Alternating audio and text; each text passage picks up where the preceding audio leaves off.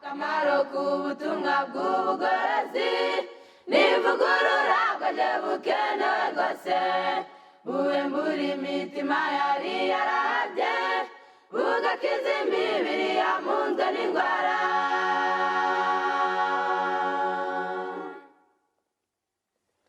Akamaro k'ubutumwa bw'ubugorozi n'ivugurura bwaje bukenewe rwose ivugurura iyo rigeze mu mutima riga ibyaha byari byibasiye umuntu ubwo imibereho igahinduka misha hashingwa umushinga wo kunezeza abandi.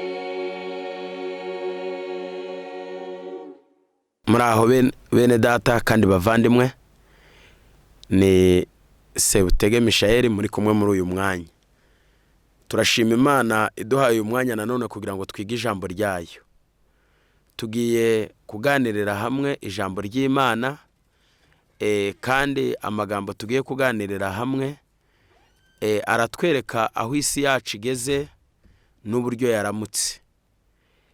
Mu by'ukuri dukurikije ijambo ry'Imana, isi igeze mu gihe ikeneye uwayiha ibisubizo by'ibibazo ifite uyu munsi. Reka tubanze dusenge maze tuganirira hamwe insanganyamatsiko y'ibyo tugiye kwiga. Data wa twese uri mu ijuru ryera, tugushimiye imbabazi zawe n'ubuntu bwawe byabanye natwe. Waturinze, waduhaye kubaho, uduhaye n'umwanya mwiza wo kwiga ijambo ryawe. Izina ryawe ryera rihimbazwe. Ngwino rero mwami wacu muri uyu mwijima w'isi, muri iri joro ribuditse, aho isi igeze mu kangaratete nyamara ikaba itabizi, duha ibisubizo byiza bikomotse aho uri kugira ngo tugendere mu bushake bwawe. Kangura imitima y'abantu bawe kugira ngo bagukunda bamenye kukwiringira no kukwizera, kugira ngo muri aya masaha no muri uyu mwanya tuyoborwe n'imbaraga yawe. Tubigusabye mu izina rya Yesu, amen. Reka tuganirire hamwe ijambo ritubwira ngo ijoro rigezehe. Amagambo tugiye kuganirira hamwe turaganira ikinyarwanda cyumvikana aho buri wese asobanukiwe n'ijoro icyo ari cyo. Ijoro ni iyo rigeze gahunda nyinshi zisanzwe zirahagarara. Ijoro riba ririmo umwijima, rituma abantu benshi cyane bakora ibitandukanye. Hari ibikorwa bikorwa n'ijoro ariko bidashoboka ko bikorwa ku manywa. Yesu yagereranije iminsi y'ubuhanuzi bwo kugaruka kwe n'ijoro.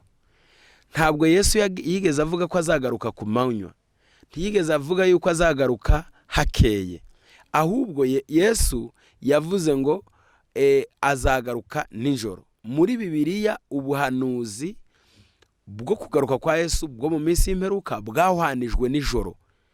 Ijoro kubera iki byagereranijwe nijoro? Iyo umuntu ari nijoro asinziriye ntabazi ibiri kubera ahamuzengurutse, aba ari mu yindi si hatandukanye cyane nuko ari nuko abayeho.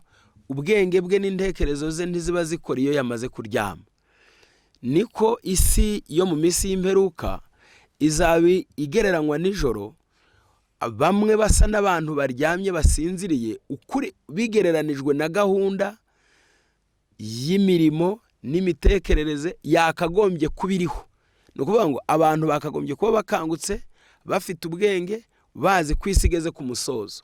Ariko nk'uko umuntu usinziriye nijoro, kandi ijoro ari ryo rigendamwo amabandi n'abajura n'abagizi ba nabi, ariko umuntu agasinzira ndetse akiyambura akumva ko ariho atekanye, iryo joro ryagereranijwe n'ijoro ryo kugaruka ry'iminsi y'imperuka. Reka dusome mu ijambo ry'Imana twumve. Ijambo turi buganirira hamwe ratubwira ngo ijoro rigezehe. Iri joro abantu bakunda kubaza iki kibazo ngo ijoro rigezehe, ni umuntu waraye izamu, ni umuntu uba warinze, akaba yaraye izamu ari kurinda imitungo, ari kurinda umurwayi cyangwa se amerewe nabi yabuze ibitotsi. Bene uwo akunda kubaza aho ijoro rigeze.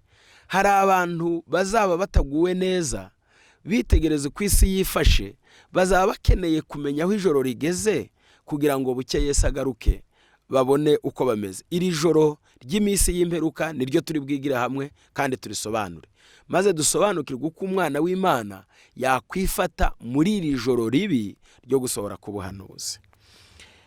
Igitabo cya Yesaya 21 umurongo wa 11 haranditse ngo, ibihanurirwe Duma, hariho umpamagara ari Seyira ati, wa murinzi we ijoro rigezehe, wa murinzi we ijoro rigezehe. Umurinzi aransubiza ati, bugiye gucya kandi bwongere bwire, nimushaka kubaza mubaze, nimuhindukire muze. Uyu murinzi wahamagaraga hari ibihanurirwe Duma, hariho umpamagara ari Seyiri, wa murinzi we ijoro rigezehe. Umurinzi yarahamagawe, yabazwaga n'undi ngo mbese ijoro rigezehe. Igisubizo cyabaye ngo bugiye gucya kandi bwongere bwire. Ntabwo bucya ngo bwire, ahubwo buracya, birazanira rimwe ari bibiri. Hari umucyo kuri bamwe, hakaba n'umwijima ku bandi. Ni ijoro rihuriyemo ibintu bibiri kandi bigomba gukorerwa rimwe. Umwiteguro wo kwitegura ijuru no gusanganira umwami wacu, kimwe n'ibibi n'ababi bizakorerwa igihe kimwe. Ntabwo hazabaho umwanya wo kwitegura kugaruka kwa Yesu nyuma y'ibihe bibi, kandi ntihazabaho ko abana b'Imana babituriza ngo bibanze bitambuke babone icyo bakora. Nanone kandi ijoro naryo ntirizabaturiza ngo ribemerere ngo babanze batunganye ibyabo. Ni ibintu bibiri bizagendera rimwe kandi buri kimwe cyose kizaba mu mwanya wacyo. Iri joro riremereye, ijoro ry'ibibazo, ijoro ry'impanuka, ijoro ry'indwara z'ibyorezo, ijoro ry'ubukene, ijoro ryo guhangayika, ijoro ryo kwibera mu iroro ry'umunezero abantu bahimbye mu bwenge bwabo, iryo joro rihwanye n'ibimenyetso byo kugaruka k'umwami wacu, aho uwaraye ijoro utegereje kugaruka k'umwami we arara ari maso. Ni ukuvuga kurara ari maso si ukudasinzira ngo ujye mu gitanda. Aya maso yavuzwe hano ni ubwenge. Mu buhanuzi amaso ashushanya ubwenge. Kudasinzira ni ukudahugirana, ni ukutiyibagiza, ni ukuba maso ugakurikirana akantu kaba gakurikirana n'akandi ngo umenye imvugo irimo, icyigisho kirimo n'amabwiriza arimo. Muri kino gitabo Yesu yasobanuye ibyerekeranye n'ijoro. Muri kino gitabo cya Luka igice cya 12, Yesu ntabwo yagereranije kugaruka kwe no kuvuga ngo naza ku manywa cyangwa ryari, ahubwo yaranditse ati, muhore mukenyeye kandi amatabaza yanyu yake, mumere nk'abantu bategereza shebuja aho agarukira ava mu bukwe, kugira ngo ubwo azaza nakomanga bamukingurire vuba. Hahirwa abagaragu shebuja azaza agasanga bari maso. Ndababwira ukuri uko azakenyera akabicaza akabahereza. Naza mu gicuku cyangwa mu nkoko agasanga bameze batyo, bazabahirwa. Kandi mumenye ibi yuko nyirinzu iyaba yamenyaga igihe umujura azazira, yabaye maso ntiyakunze kw'inzu ye icukurwa. Namwe muhore mwiteguye, kuko umwana w'umuntu azaza mu gihe mudatekereza. Igihe ubwenge bw'abantu buzaba buhugiranye, igihe abantu bazaba bibereye mu bindi bahugijwe n'ibindi, bashaka kumenya buri makuru uretse ijambo ry'Imana, bashaka kumenya buri mateka uretse icyo Bibiliya ivuga, bashaka gukurikirana buri cyadutse uretse ingoma y'Imana, bizaba ari mu gicuku. Icyo bari kuvuga kibesheje abantu mu gicuku nuko n'umwijima wo kutamenya ikigiye kuba, ariko isi irimo kangaratete k'ijoro. Hari bimwe abantu bazaba barimo. Iri jambo ry'Imana ritweretse neza ngo naza mu gicuku cyangwa mu nkoko. Mu gicuku cyangwa igihe inkoko zitangira kubikira, aba ari igihe abantu bashyizweyo, ntibaba bashaka kubavugaho, ntibaba bashaka kubakangura. Umuntu wese aba abanyuzwe, ari n'abaraye ku ijoro bataramye, ayo masaha baba batangiye mu nkoko, baba batangiye kumva barushye, noneho bashaka kuruhuka. Yesu azagaruka abantu bose, abantu barushye cyangwa se abantu bahugiranye bibereye mu byabo, nta na kamwe batekereza ku byerekeranye n'ingoma y'Imana. Niyo mpamvu mu gitabo cy'Abaroma igice cya 11 nacyo cyatugaragarije, igice cya 13 umurongo wa 11 n'uwa 12 hatugaragarije nanone ko Yesu azaza, ariko iri joro ry'ibibi, ijoro ry'ibibi. Buriya iri joro turi kuvuga si iry'umunsi, turavuga ijoro riri mu bwenge bw'abantu, aho bari mu bintu bitandukanye n'ibitekerezo bitandukanye n'imigambi itandukanye. Ijambo ry'Imana yavuze ngo nuko mujye mugenza mutyo, kuko muzi yuko igihe cyo gukanguka gisohoye rwose, dore agakiza kacu karatwegereye kuruta igihe twizereye. Ijoro rirakuze burenda gucya, nuko mwiyambura imirimo y'umwijima, twambara intwaro z'umucyo. Imirimo y'ibyaha n'ibibi byagereranijwe n'umwijima, ababirimo basa n'abari mu ijoro. Muri iri joro ribi ry'ubuhanuzi, muri uyu mwijima ubuditse, abantu b'Imana bagomba kuba bakangutse kandi bagasobanukirwa n'icyo bakwiriye gukora. Nicyo cyatumye Pawulo yandika akangurira abantu b'Imana gukanguka mu bwenge no mu bitekerezo, kugira ngo bamenye icyo bakwiriye gukora. Mu gitabo cy'Abefesi igice cya 5 umurongo wa 14, nicyo gituma bivugwa ngo usinziriye we kanguka uzuke, Kristo abone uko akumurikira. Nuko mwirinde cyane uko mugenda, mutagenda nk'abatagira ubwenge, ahubwo mugende nk'abanyabwenge, mucunguze uburyo umwete, kuko iminsi ari mibi. Noneho ijambo ry'Imana riravuze ngo nugucunguza uburyo umwete, iminsi ni mibi. Nuvuga ngo iyo ukora mu gihe kibi, ntukora nk'ufite igihe kirambye, ugomba kukibamo ariko uri umunyabwenge, kuko aravuze ngo nuko mugende nk'abanyabwenge. Iminsi y'imperuka abantu b'Imana bazayigendana mu bwenge. Ubwo bwenge buvuzwe hano bakwiriye gukoresha n'ubuhe? Ntabwo ari bwa bwenge bw'amanyanga, bwa bwenge aho umuntu avuga ngo uzi kwiba, uzi ubucakura, uzi guhemuka ngo afite ubwenge. Oya, ahubwo ubu bwenge nubuzi gukurikirana ibiri kubera ku isi, agakurikirana ibiri kubera muri sosiyete, ibiri kubera mu bucuruzi, ibiri kubera mu bahanga, mu njiji, mu bihugu byateye imbere, mu bihugu bikennye, ibiri kubera hagati y'amoko n'andi. Gukurikirana ibyaduka byose, abanyabwenge bazahagarara bakurikirane kugira ngo bamenye ikintu kimwe n'ikindi, bamenye n'icyo bisobanurwa. Iyo umuntu ari umunyabwenge ntajya apfa kwinjira mu bintu cyangwa kuba mu bintu atazi ko bivuga. Intumwa za Yesu muri Matayo 24 ubwo yazisobanuriraga ibimenyetso byo kugaruka kwe, zamubajije ibibazo ziramubwira ngo tubwire ikimenyetso cyo kuza kwawe n'icy'imperuka y'isi ni ikihe. Yesu arabibatondagurira byose, ndetse Daniyeli nawe yarabyeretswe ngo ndabyumva ariko sinabimenya, nshaka kumenya amashiraka inyuma. Iyo uri umuntu uzi ubwenge ntabwo wanezezwa no kubaho utazi, no kubaho utamenya. Ugomba kumenya evenema ziri kubaho, ibyaduka bigenda bikurikirana n'ibindi, bihatsiki bibitsiki. Yesu yavuze bimwe mu bimenyetso bizaranga yuko ari hafi kugaruka, ariko reka mbanze nsome Hoseya igice cya 14 umurongo wa 9. Uzi ubwenge wese niwe uzitegereza ibyo, uwitonda wese niwe uzabimenya, kuko inzira z'Uwiteka zitunganye, kandi abakiranutse bazazigenderamo, ariko abacumura bazazigwamo. Uzi ubwenge agomba kwitegereza ibyo, uwitonda akitonda akabikurikirana, akabimenya, akamenya ikintu kizakurikirana n'ikindi. Kuko ijambo ry'Imana ryavugiye ni Habakuki igice cya 2 umurongo wa 2, maze Uwiteka aransubiza ati andika ibyerekanwe bigaragaze ku mbaho, kugira ngo ubisomya byihutire, kuko ibyerekanwe bifite igihe byategekewe, kandi ntibizatinda kukigeraho, kandi ntibizabeshya. Naho byatinda ubitegereze, kuko kuza bizaza ntibizahera. Mu by'ukuri ubuhanuzi buvuga iminsi y'imperuka ni kimwe mu bintu umunyabwenge wese, umuntu utekereza, akwiriye kwibazaho. Yesu yavuze ibizamubanziriza kandi bizagaragara ko bigiye kubaho hirya no hino ku isi. Niryo joro rizaba ririho ab'isi babirimo. Hari umutwe umwe w'abantu bazaba bazazaniwe batazi icyo bakora.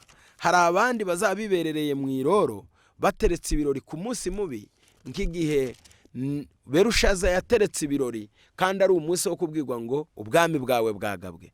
Isi ikozwe nka Berushaza wateretse ibirori kandi ari umunsi wo kuvanwa ku ngoma, yishimira ubwami, ndetse abwira Daniyeli ngo nguhaye kimwe kuba uwa kabiri ku bwami. Kandi amaze kumusobanurira amagambo akomeye, amaze kumubwira ngo ubwami bwawe bwagabwe buhawe abamedi n'abaperesi.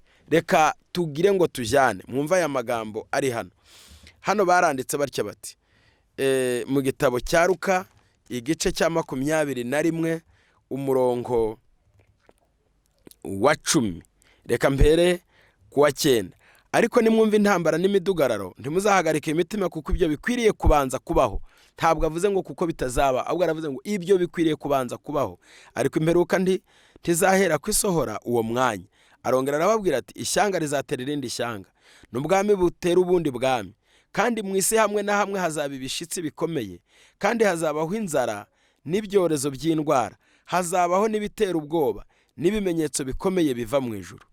Ariko reka nsubiremo, kuko mu isi hamwe na hamwe hazaba ibishitsi, ntabwo bizagerera ku isi rimwe, ahubwo nibigera ku isi imwe mu mugabane umwe w'isi bizaba biburiye nabo ku yindi migabane. Kandi hazabaho inzara nisohora, yaterwa n'inzige, yaterwa n'ikirumbo, yaterwa n'izuba, yaterwa n'imvura, ikaba inzara ikaze, abantu bagapfa bagashira, cyangwa bagakena, ubundi bagahunga cyangwa bakagirwaho n'ibyago bikomeye. Isi yose izabibwiwe. Hari ikindi kizakurikiraho, hazakurikiraho n'ibyorezo by'indwara. Ibi byorezo by'indwara bizahitana ubugingo bw'abantu benshi cyane.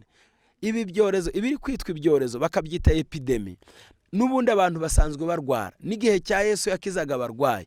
Ahubwo ibyorezo by'ubuhanuzi ni bya byorezo bizatigisa isi yose ikinjira mu kangaratete. Nkuko mwumvishije indwara zikomeye, hari amajwi akomeza kuburira abantu. Hari indwara zigenda zaduka ariko ukabona abantu basa naho batikanze. Ufashe nk'iyi Ebola, umwanya utarenza amezi agera muri 5, 3, 4, akaba isi yose uko yakabaga imaze kwinjira mu kaga gakomeye. Abantu bacanganyikiwe, bahagaritse umutima, abahanga bavuga bati twabuze umuti, twabuze n'urukingo. Abantu bishimira ko bakize, abandi bapfa, abandi bari mu kato, abandi nabo bitwararitse. Isi ifite ubwoba. Ariko si ibyo gusa, hari n'ibindi biteye ubwoba byagiye bibaho. Hari ibirwa, hari imigi ikomeye cyangwa ahantu ho gukinirwa, habera za teatre, hamarushanwa, habera ibirori, hagiye harimburwa n'ibishitsi, ahandi hakarimburwa n'imyuzure. Ibyorezo biteye ubwoba bikaduka, ariko ugasanga abantu bakomeje kuyoberwa ikirimo. Ariko ibi byose ari mu ijwi ry'Imana riburira abantu ngo nimwitegure, Yesu ari hafi. Mu by'ukuri reka turebe mu gitabo cyitwa abahanuzi n'abami ku ipaje ya 408 haranditsemo aya magambo ngo ikiganza cy'Imana cyagaragaye kiyobora amagare. Iyo ubyitegereje mu gitabo cya Ezekiyeli usanga ubwo Ezekiyeli yerekwaga amagare, hari ikiganza cyari kiyoboye inziga. None aravuze ngo igare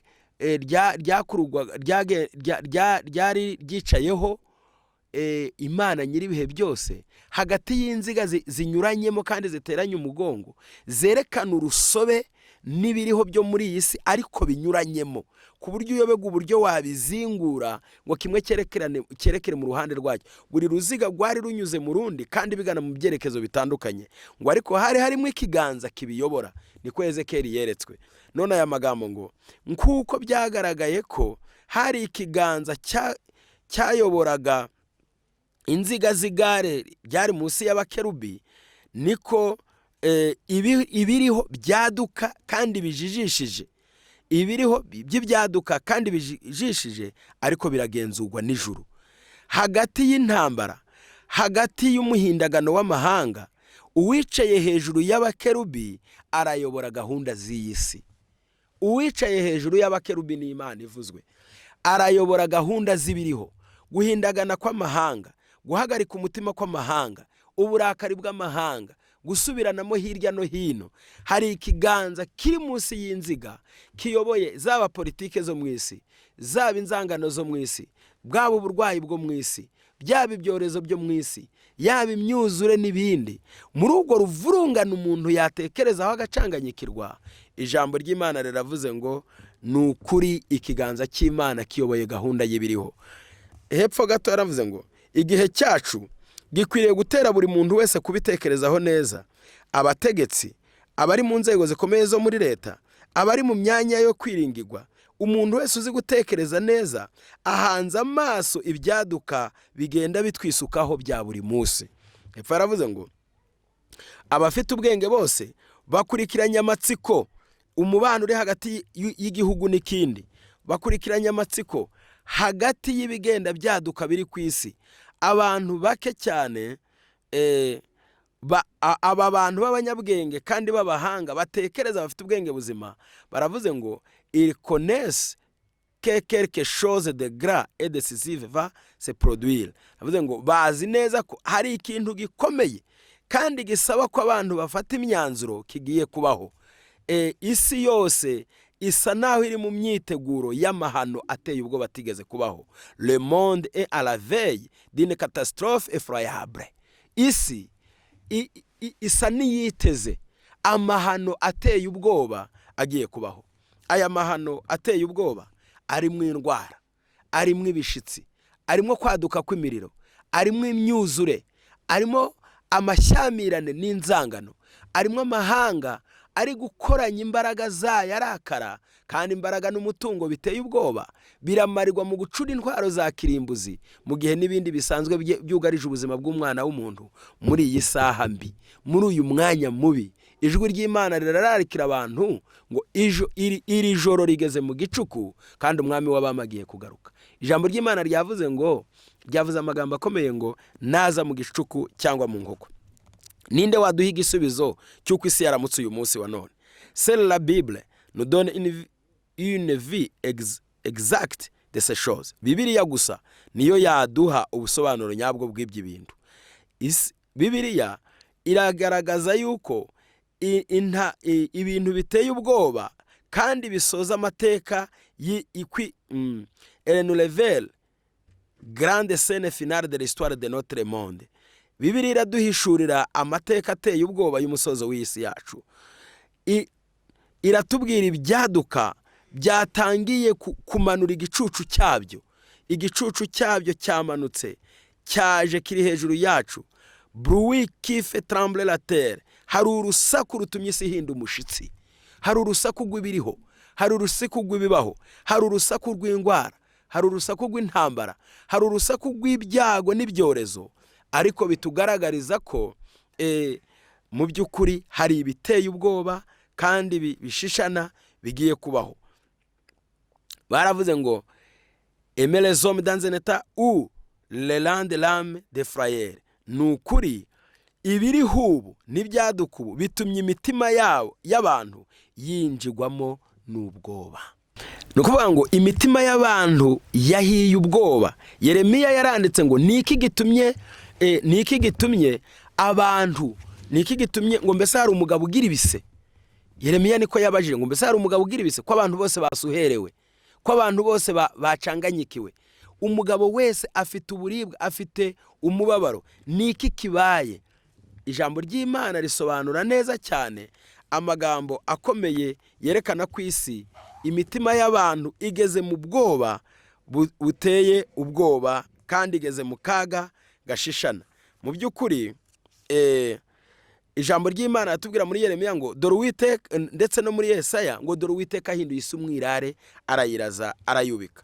Mu by'ukuri imitima y'abantu ihiye ubwoba. Imitima y'abantu ibuze ikikora, ibuze ikihitamo. Ariko Bibiliya idufitiye ibisubizo. Bibiliya gusa niyo idufitiye ibisubizo. Mu gitabo cy'ibihamya umuzingo wa 229 haranditse ngo twugarijwe n'ibyaduka biteye ubwoba, ubuhanuzi buruzura buri munsi, amateka adasanzwe, une histoire étrange. Nukuvuga ngo amateka adasanzwe kandi ateye ubwoba arandikwa mu bitabo byo mu ijuru. Uburakari bwabaye rusange mu mahanga. Amahanga ararakaye. Igihe kirageze ngo abapfuye bacirwe umanza. Ibyaduka biragenda byisukiranya buri munsi kandi birategura umunsi w'umwami uje ari simusiga. Nta gihe gisigaye. Ntabwo dukwiriye kwifata nk'abantu batekereza ko iminsi ikiriho. Nukuri amahanga, ishyanga ryamaze guhaguruka rihangana n'irindi, ubwami bugwana n'ubundi. Imiyaga ine iracyafashwe. Imana yimiriye intambara yimiriye umwiryane, ishyizemo ka tamoro kugira ngo nibura ibone uko ishyiraho imbata zayo ikimenyetso cyayo.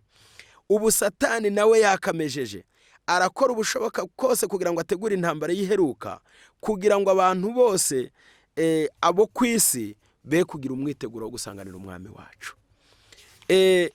Ubirinduye hirya gatoya aravuze ngo ibicu byerekana gukiranuka kw'Imana n'ubutabera bwayo, noneho bitangiye bya bicu byerekana ubutabera bw'Imana. Ibicu binini byarimbuye Sodomu na Gomora, ubu biranagana hejuru y'imitwe y'abantu. Bya bicu binini byari byuzuyemo umujinya w'Imana, bikarimbura Sodomu na Gomora kubw'ibyaha. Ibyo bicu Imana itangiye kurakara kuko abisi baretse amategeko yayo. Isaha irageze ngo buri wese yongera avuge ngo ndashaka Imana ngo imbere ubwihisho n'ubuhungiro. Iyo ni Yesaya 2:10. Aravuze ngo mwiyerekwa Yohana dans ses visions apocalyptiques, Jean a vu cela. Il semblait que le monde entier se tenait sur les bords de l'abîme de la perdition. Mwiyerekwa rya Yohana cyangwa se mwiyerekwa ry'umuhishuzi, Yohana yabonye isi yose isa nihagaze hafi y'icyobo kirimbukiro yose igiye kwirohamo.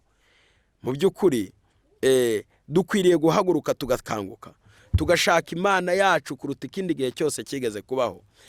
Turi mu masaha aheruka, ijoro rirakuze burenda gucya.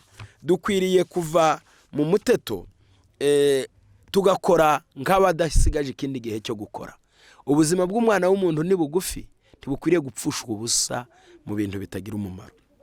Muri iki gitabo kibihamya umuzingo wa 2 ku ipaje yaho ya 71 baranditse ngo akaga karazana umuvuduko, isaha yo kugendererwa ntizatinda gusohora.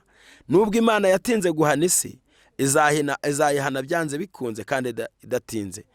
Abagendera mu mucyo nibo bonyine gusa bazabona ibimenyetso by'akaga katwugarije.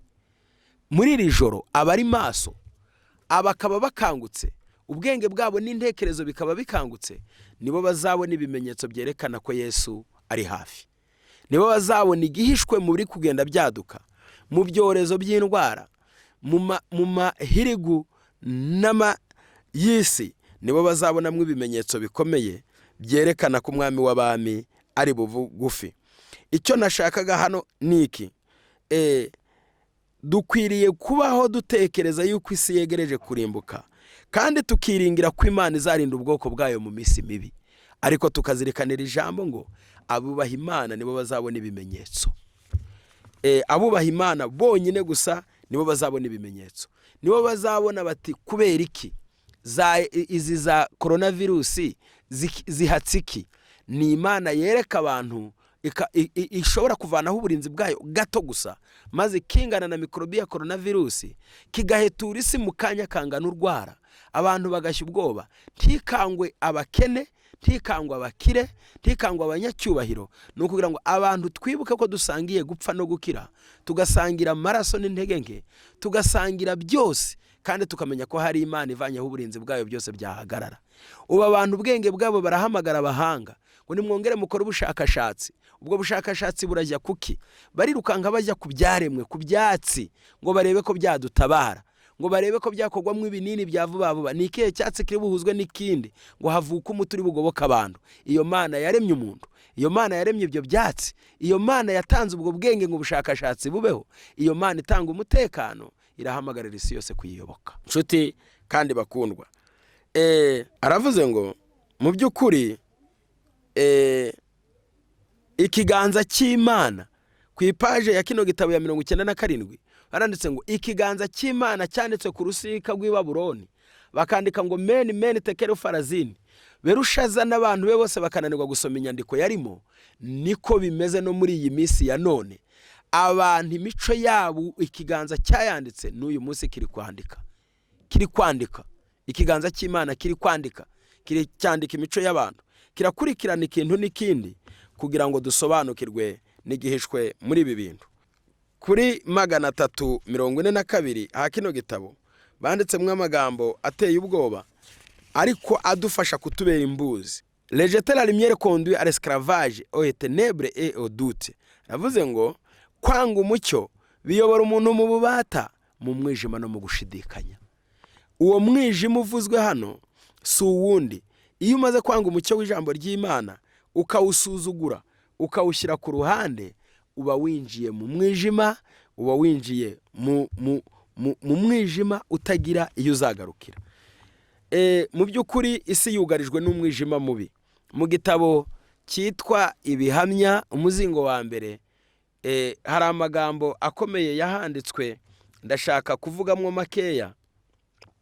Ku ipaji yaho ya 253 handitswe amagambo ateye ubwoba akomeye ngo ijoro abigishwa bari barimo ubwo Yesu yabakanguraga inshuro zigera kuri zingahe bananiwe, yabakangura gato yagenda agasanga bananiwe, ngo bishushanye umwijima w'iby'umwuka uzaba uriho mu gihe giheruka. Turi mu isaha ya nyuma aho uwo mwijima wahanuwe noneho wasohoye. Ijoro rigeze he? Murinzi we bugiye gucya kandi bwongere bwire. Abashaka umucyo bazawubona, kandi umwijima uzarushaho kubudika mu bwenge bw'abantu, kuko abantu bibereye mu iroro, barashaka ibitaramo, barumva ngo indwara z'ibyorezo zaje, abantu bakababazwa no kuba babujije kujya ku masitade ngo banduzwe. Ukabona agahinda karabatambitse, ukabona barababaye ngo turaryiki, muraryiki kandi ubuzima bwanyu buri mu kaga. Aho gushaka Imana barashaka ibindi. Aho abantu birirwa amarushanwa, aho abantu birirwa bakora za teatre n'amarushanwa n'ibindi bibi, aho ibyaha byiyongera buri saha na buri munota. Ariko dukwiriye gukanguka ngo tumenye igihishwe muri iri joro ry'ibibazo. Muri iri joro ry'ibibazo, muri kino gitabo cyitwa Ibihamya umuzingo wa 3, ku ipaje yaho ya 390, turagira ngo tugire bikeya tuhasoma maze twumve. Baranditse ngo kwiyongeranya kudatuza k'ubugome bizatuma byanze bikunze abaturage b'isi bagerwaho n'ibihano by'Imana bizaba rusange. Baranditse ngo l'augmentation constante et obstinée de la méchanceté attirera promptement et inévitablement sur les habitants de ville un châtiment presque universel. Aravuze ngo kwiyongeranya k'ubugome, kwiyongeranya kudatuza k'ubugome bizahamagarira kandi mu buryo simusiga, ku buryo simusiga kandi buri rusange imigi hafi ya yose yo mwisi. Une epidemie de crime, hazaduka ibyorezo by'ubugome, hazaduka n'ibyorezo by'indwara, hazaduka ibyorezo bitagira uko bimeze. Aravuze ngo hazabaho ibintu biteye ubwoba, hazabaho ibyorezo n'ubugome, cyangwa se ibyorezo n'iby'ubugome ubwabyo n'ibyorezo by'indwara, ku buryo abantu batekereza kandi batinya Imana bazahinda umushitsi. Ijambo ry'Imana rivuze ngo ukwiyononekara kuriho muri iyi minsi ntigushobora kwandikwa kandi ngo kurangire. Buri munsi ufite amateka mabi werekana yuko hari umwiryane, hari ubugoryi, hari ubucakura n'ubugizi bwa nabi muri za politike zo mu isi. Buri munsi uhora wikoreye umutwaro w'ibibazo by'ubugome n'amategeko atubahirizwa, kutagira icyo abantu bitaho n'imibabaro idatuza. Hari umwuka wa kidayimoni uri kuhitana ubugingo bw'abantu. Haravuze ngo d'indifférence en face de la souffrance, imitima mibi yo kutita ku bababaye, aho abantu bakunda amafaranga kuruta imiryango, aho abantu bafite umwuka wa kidayimoni. Buri munsi wose ufite ubuhamya simusiga bwerekana ko ibimeze nk'ibisazi, ubupfu n'urupfu biragenda bisimburana buri munsi. Urupfu n'ubupfu, bamwe barapfa bava muri bimwe, abandi bakabisikana n'abagiye guhambwa babisubiyemo. Abishwe n'inzoga barabisikana n'abagiye mu kabari. Umunsi wavuzwe n'abarinzi urasohoye, niko umuhanuzi yahanuye. Imigi y'uyu munsi wa none buri munsi iragenda irushaho gusa na Sodomu na Gomora. Ibirori bya buri munsi byabaye gikwira. Uburakari mu rundi ruhande buruzuye. Ibitekerezo by'abantu birazimiye bigiye mu bindi. Hari amarushanwa adasanzwe, hari za siporo, hari amakinamico, hari amarushanwa y'amafarashi, amamodoka n'ibindi, n'amagare n'ibindi, hari imikino y'amarushanwa yo kwigerezaho, hari inzoga ziteye ubwoba, hari ubusambanyi butera irari, hari imirire n'ubusambanyi bwamaze kurenga aho abantu bifuza kuryamana n'abo badahuje ibitsina, aho amagambo yavuzwe na Amosi avuga ngo muzasambana mwe kugwira, muzakora muse n'ababitse mu ruhago rutobotse. Ibihe byavuzwe by'ubuhanuzi biteye ubwoba birasohoye, aho ijambo ry'Imana risaba buri wese gukanguka kugira ngo twigire ku byahanuwe.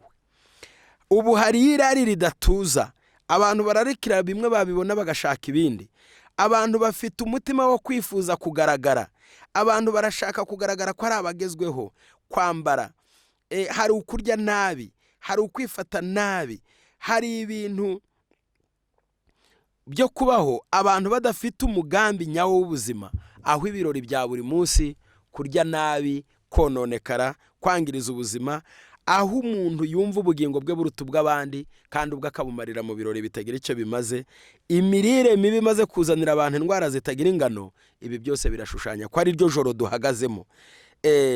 Haravuze ngo umuryango, la porte est ainsi ouverte à une foule de mots. Ubu umuryango urakinguye w'ibi bitagira ingano. Beaucoup d'hommes absorbés par la recherche des trésors terrestres deviennent insensibles aux ordres de Dieu et aux besoins de leurs semblables. Aravuze ngo abantu benshi cyane banyunyujwe no gukunda ubutunzi bw'iyi si, bahindutse ibihuri bitumva ijwi ry'Imana cyangwa ngo bumva akababaro n'amakene y'abagenzi babo. Iri ni ryo joro tugezemo. Umubabaro wundi undaranihira hariya, nigeze mbona umuntu aho impanuka iba, umuntu agize impanuka, aho kwirukanka atabara abagize impanuka imodoka ihirimye, akirukanka ajya guhorahoza, ahubwo abavanamo inkweto, akora mu mifuka basaka, ajyana imikandara n'amakoti meza. Ubwo bugome butagira ingano ni ubuhanuzi. Ijoro rirabuditse, hakenewe abana b'Imana bahagarara neza kugira ngo batabare isi ya none. Abantu bafashe ubutunzi bw'iyi si, barashaka uburyo bwo kwamamara, bongera amazu ku yandi, barongera imirimo ku yindi, barataka amazu yabo. Impande zabo hari abantu batagira ingano bicwe n'ubutindi, ubugome n'uburwayi ndetse n'urupfu. Ariko hari abantu batagira imbabazi. Ibyo nabyo ni ubuhanuzi. Ijoro rirabuditse. Hari ubwambuzi, hari kwikungahaza mu byo umuntu yambuye, amajwi n'umuborogo by'abaniha n'abanyagwa n'abababaye n'abatitabwaho yazamutse ageze mu matwi y'Uwiteka Nyiringabo. Nshuti bakundwa kandi bavandimwe, muri iyi saha ikomeye, igiteye ubwoba gikomeye ni uko ingigwa amatorero nikivuga ngo ni abakristo, izo ngigwa amatorero nazo zahindutse umugongo ushyigikira ibibi. Ni uruti rwubakiyeho ibibi, ni fondasiyo yatangiye kubaka ibibi. Hano ku ipaji ya 392 bahamya umuzingo wa 3 baranditse ngo l'église elle-même qui devrait être la colonne et l'appui de la vérité encourage l'amour égoïste de plaisir. Itorero naryo ubwaryo ryagombaga kuba inkingi irengera ukuri, naryo ryahindutse riri gushyigikira abantu mu kwikunda. Mu buhe buryo barabigenza bate? Nuko batoza abizera uburyo barundanya amafaranga, gukora ibitaramo byo kuririmba abantu bagahabwa amafaranga gusa batagize icyo bakoze, gukora za tombora mu nsengero, gukora za bakete, gukora za rotari z'amarushanwa ariko ngo nuko zibayeho mu izina ry'Imana, zaba amarushanwa ariko ngo nuko abayeho mu izina ry'itorero. Ibyo byose birongera ubugome n'ibyifuzo bibi, byongera ibirori byo kunywa no kurya, noneho bigatuma abantu bagura bakarya kandi ibibatera gutandukanya n'Imana. Abasore b'iki gihe basuzuguye iyobokamana naho abantu basengera, abantu kwitegeka birarangiye, kwikunda, irari ribi, ipfa, ubusambo, gushaka kugaragara, byose bimaze guhinduka umuco w'isi. Yesu ari hafi, hakenewe abana b'Imana bagaragara ngo aba bantu basa n'abahugiranye mu munsi mubi bakangurwe, twitegure gusanganira umwami wacu. Mu gihe cy'umwuzure abantu bakoreshaga imbaraga zabo zose kugira ngo barebe ko bavanaho amategeko y'Imana, bakoresheje ibibwirizwa, bakoresheje imikorere, bakoresheje inyifato, ngo impamvu ijete l'autorité divine parce qu'il génère le projet. Bangaga amategeko y'Imana agaragaza ubutegetsi bw'Imana, kuko amategeko y'Imana yasaga naho yibasiye imishinga yabo yo gukora ibibi, imishinga yabo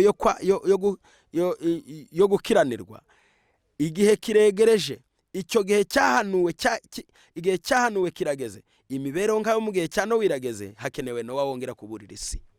Bakundwa kandi bavandimwe, mu by'ukuri dukwiriye gukanguka kugira ngo abantu b'Imana bongere baburirwe, babwigwe. Ijoro rirakuze burenda gucya, ijoro ry'ubuhanuzi, ijoro ry'umwijima utagira uko umeze. Reka turirebe, turisuzume, maze kugira ngo twitegure umwami wacu ugiye kugaruka vuba cyane. Hano aravuze ngo abamarayika barimbura batumwe n'Imana, nangwa se batumwe n'Imana, ubu batangiye kugera ku murimo. Bazajya kurekura gato gusa, un simple attouchement, gukoraho gato gusa, bizajya bitera ibintu bitagira ingano. Kurimbuka kw'amazu adasanzwe, gufatwa n'imiriro, akaga gateye ubwoba, amazu y'ibitabashwa yakingiwe azajya kongoka nk'ibikenyeri. Nta mutekano uzaboneka ahantu hose abantu baretse Imana. Yaravuze ngo mu by'ukuri dukwiriye gukanguka kugira ngo buri muntu wese abyumve neza kandi akanguke. Tugana aho dushaka kurangiriza, Imana dukwiriye gusobanukirwa neza ko ari umugenga w'ibibaho. Abantu bakabyumva neza, ariko ndagira ngo twumvikane mu bihamya umuzingo wa 9 paji ya 94, ndetse n'ibihamya umuzingo wa 3 paji ya 395, baranditse ngo les hommes n'ont pas le droit de pervertir leur sens par intempérance. Ntabwo abantu bafite uburenganzira bwo kurya uko bishakiye, ngo banywe uko bishakiye, ngo nibarangiza bumve ko bazanezererwa gusa. Ingaruka zizagera ku isi ziturutse ku bariye nabi bica abandi, ku bariye nabi indwara z'ibyorezo zize. Byanze bikunze abantu bazumva ko bagomba kumva ko hari iby'Imana yagennye bigomba kuribwa, hari iby'Imana yagennye bigomba kunyobwa, hari iby'Imana yagennye bigomba gukinwa, hari ibirori Imana yemera n'ibyitemera. Uko isi irushaho kwinangira ngo abantu be kumva, maze bagendere gushaka amafaranga kuruta Imana no kuyarundanya, bakongera bakayakusanya mu mushinga wo kwangiriza ubuzima bwabo n'ubw'abagenzi babo, ni ukuri Imana izemera marayika yatumye kugira icyo akora, akore ku mibiri, ku butunzi, ku nyubako n'ibindi. Isi yose imenye neza ko umunsi umwe Imana yayihombya kandi ikabura ikikora. Ariko sibyo twifuza. Turifuza ko buri wese akanguka, agasobanukirwa ko Imana yacu ubwo ari umugenga w'ibibaho. Noneho igihe kibi cy'ibibazo n'igihe kibi cy'ibibi, nk'uko mu birori by'i Babuloni hari abanywi, inshoreke, abarinzi n'umwami ubwe, ariko ku rundi ruhande hari Daniyeli wari usobanukiwe n'amateka y'ibiriho.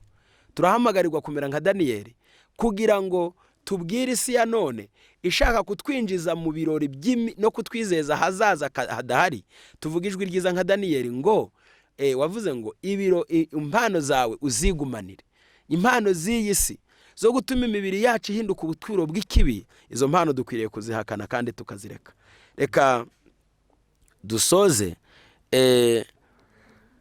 tusoma amagambo makeya ari ku ipaje ya 397 na 398 y'ibihamya umuzingo wa 3. Haranditse ngo Imana ntizakomeza kwihangana igihe kirekire, urubanza rwayo rwatangiye kugera mu bice bimwe na bimwe byo ku isi, kandi ubwo mujinya w'Imana wagaragaye hamwe uzagera n'ahandi. se produira une série d'événements qui révéleront que Dieu est le maître de la situation. Hazajya hiyungikanya ibyo bita seri, ni ikintu gikurikirana n'ikindi. Ubu za seri z'ubuhanuzi mu minsi yashize hari imiriro yiyadukiza muri za Canada no mu bindi bihugu, iyo yari seri. Hari imyuzure yagiye yiba mu bihugu nk'Ubuyapani, iyo yari seri iratambuka. Hari amazi y'inyanja yagiye arenga inkombe, iyo yari seri. Hari ibicurane by'inyoni byabayeho isi yose irabyumva, iyo yari seri. Hari imiriro yagiye yiyadukiza imisozi gatobokamwe ibirunga, iyo yari seri. None ubu seri igezweho mu minsi ishize hari seri za Ebola. Ubu harushaho kwihuta uko urubanza rw'Imana rurushaho kugera kuri iyi si. Inkongi, imyuzure, ibishitsi ku isi biratangaza ku mugaragaro ko Yesu ari hafi. Twegereje iherezo ry'amateka y'iyi si, akaga gaheruka k'iyi si. Ibyaduka byose bigomba kwitegerezanywa amatsiko kugira ngo ab'isi bose barebe igihishwemo. Urubanza rw'Imana ruzagenda rwiyungikanya ubudatuza. Ibi mubona by'imiriro, ibi mubona byo imyuzure, ibi mubona by'ibishitsi byo ku isi, ibi mubona by'intambara, uku kumena amaraso y'abantu agasa n'ayataye agaciro, abantu bakirirwa bicana bitagira impamvu. Uku mubona abantu biyinjiza mu birori bakarya nabi, bahora mu birori byo kurya, iminsi mikuru itagira impamvu, ibirori bitagira impamvu, gushaka kwinezeza. Kera Bibiliya ibyo yemera, abantu barapfushaga bakambara ibigunira bakababara, ariko ababuno barapfusha bagashananura. Ibyo byose ni ibiro, no gupfa bisigaye ari ibirori. Hasigaye hari urupfu, n'urupfu rusigaye ari ibirori. Abantu barashakira ibirori ahatariho. Uwo munezero wo gushaka kwiyobagiza ibiriho, abantu bakwiriye gukanguka bakumva ko turi mu isaha ya nyuma. Imana y'imbabazi yihanganye igihe kirekire. Urubanza rwayo nubwo ruri kugera ku isi, ariko ruragenda rukurikiranye n'ubutumwa bwiza. Rurahamagara ngo yewe unaniwe, yewe abarushye, yewe abaremerewe, nimuze munsange ndabaruhura. Reka imbabazi z'Imana, reka ubugira neza bw'Imana muri ijoro ribi ryo gutegereza. Reka amaso yacu ahweze, ubwenge bwacu bukanguke, twitegereze umukiza wacu uri hafi. Aba ari we duhungiraho, aba ari we twerekeraho. Nituba mu gituza cye tuzaba amahoro. Reka tumere nka Dawidi kandi duhitemo neza.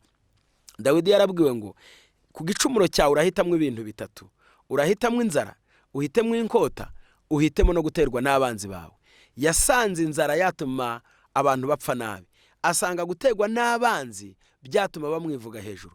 Vuga ngo ndemerera icyo cyorezo wewe uzanye, wowe uri Imana, kugira ngo ngwe mu maboko yawe. Kuko yarazi ko Imana ari nyembabazi. Ubwo mugiga yinjiraga yarabirindutse aravuga ngo Mana mbabarira. Imana yahise ibihagarika kuko yarayishatseho ubucuti. Ntaho twashakira igisubizo cy'iyi si uretse ku Mana yacu. Ubwo ariyo mugenga w'ibibaho, reka tuyishyire ubugingo bwacu bibera umugenga. Twihishe mu gicucu cyayo no mu mababa yayo, mu izina rya Yesu. Amen. Akamaro k'ubutumwa bw'ubugorozi n'ivugurura bwaje bukenewe rwose. Buwembura imitima yari yarabye, bugakiza imibiri yamunzwe n'indwara.